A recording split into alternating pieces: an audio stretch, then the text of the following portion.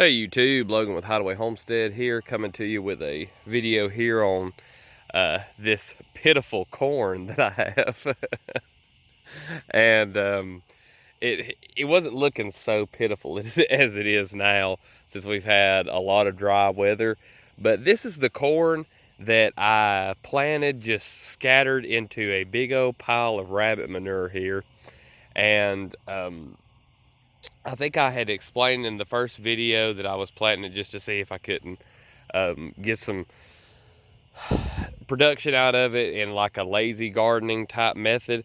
And the reason behind that is because I'm looking for stuff that I can plant in a garden like this, where it's just really kind of just seeds thrown and scattered and allowed to go wild, for a garden that I can go through and harvest a little bit from, but then also just for really for chickens and other animals to run through. I was gonna do over on the property, do like paddocks of maybe as small as like a little 20 by 20 area with a fence or a living fence around it, and then go in and just take tons of manure and compost and put in there, and then sow seeds and come back, gather stuff, do a little harvesting, and then allow the animals to clean up the rest.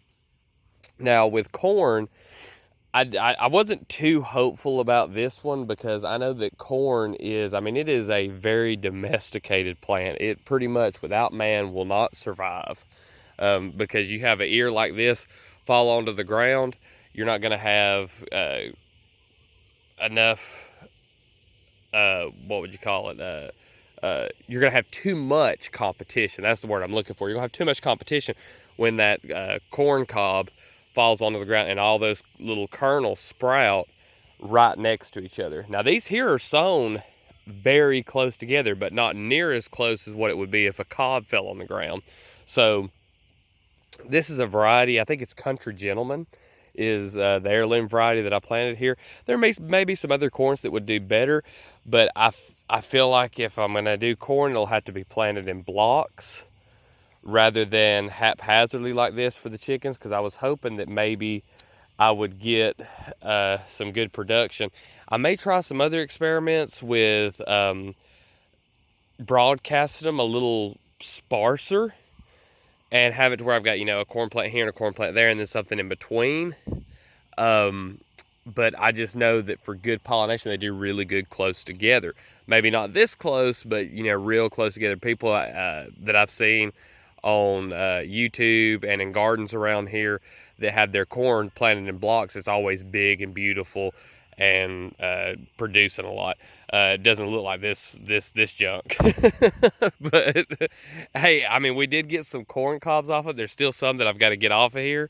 And so we got corn off of it, and it wasn't a lot of work. I came up here with a wheelbarrow and just dumped a pile of rabbit manure and then threw some seeds in, and I ain't even watered it any. It hadn't gotten any water, and we've had some kind of drought-like weather. So, of course, there's some of them that ended up just super pitiful, but then there's actually some decent-looking little cobs on here.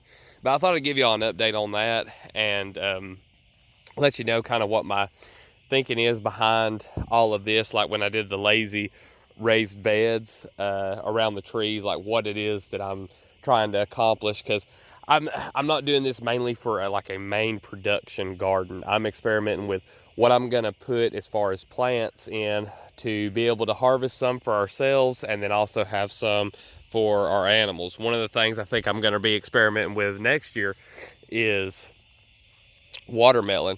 And because my ducks absolutely love watermelon, and any of the watermelons that we have that have pest damage or anything like that, we can go in and pick out the best for ourselves, go through and bust up the rest of them, and let the ducks eat the watermelon. So that's what it's for.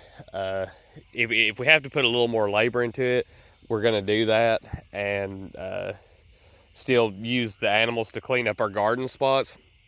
And we'll probably have a dedicated area where we produce stuff just for us, and then allow the waste and bad stuff to go to the animals. So just experiment with that, and wanted to throw that out there, hopefully give you some ideas of things you might be able to do to make your gardening easier and to have something for your animals and a little something for you as well. So anyway, that's pretty much it for this video.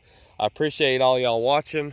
If you like this, leave a like. If you've got anything to add, leave it down in the comments section. Subscribe to the channel. I drop a video like this every day, and we'll see y'all in the next one.